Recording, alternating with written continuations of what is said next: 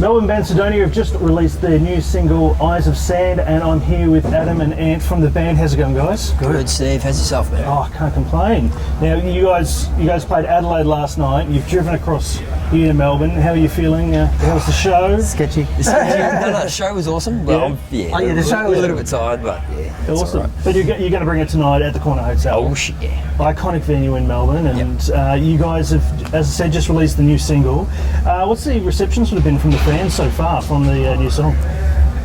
Pretty damn positive. Yeah. It's an upbeat, hard-hitting track, and it's got a lot of different elements in there. And I think it was a good choice for a single to lead with for the new album. So. For sure. Yeah. It's nice too because we gets to show off a little bit of Ant's lead input in there as well. Like, so we get to, introduce sort of everyone to our new player in the band as well. So, well, of course, Ant, you are new to the band. You joined about November last year. Yeah. What was it like sort of fitting in with the band? Did it come quite naturally, or was it very, very easy? Yeah. Yeah, it was incredible. Like, we just had no trouble at all. Just the guys have been really inclusive with like ideas and input, and always working on new stuff. And so, just slotted right in. There's no dramas. It's been really cool.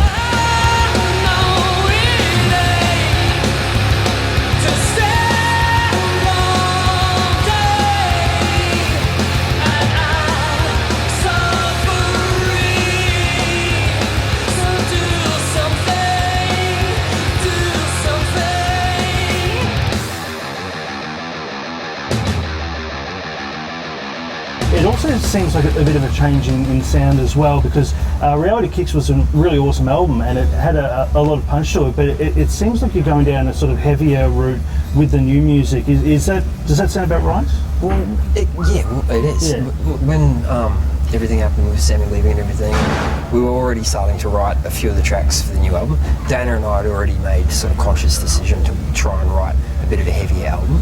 And then with Sam leaving, like where Sam used to do a lot of the harmonies with Dane's, so then I'm doing a lot of the backing vocals now, so where there would have been a harmony, there'll be a big growl and stuff. So it's naturally getting a lot heavier, and Dana's writing a lot more riffy sort of minded stuff rather than his sort of flowy stuff, and Ant loves the metal. I love all my heavy stuff, so it's just fitting into a direction that, I mean, I've always wanted to make the band as heavy as it could be, but that's because of the music that I like. So I'm happy with the way that we're going. Actually, I think I actually saw you in a Slayer mosh pit at Soundwave.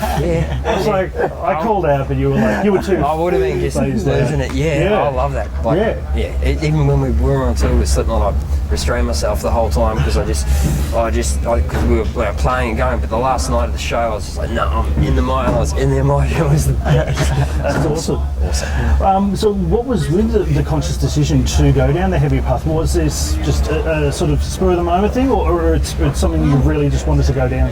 Well, look, Sydonia, as when we started back Sunny Coast sort of days, we were a lot heavier band, and with a lot more cool and answer vocals. I said Dana would do like the lighter one, and I'd do the big sort of heavy one. And we sort of phased out a lot of that when we were focusing around Given to Destroyers and around that sort of period of time. And now we're just sort of going back to a bit of that old style, a bit more cool and answer vocals, and just meatier riffs, I guess. A bit more.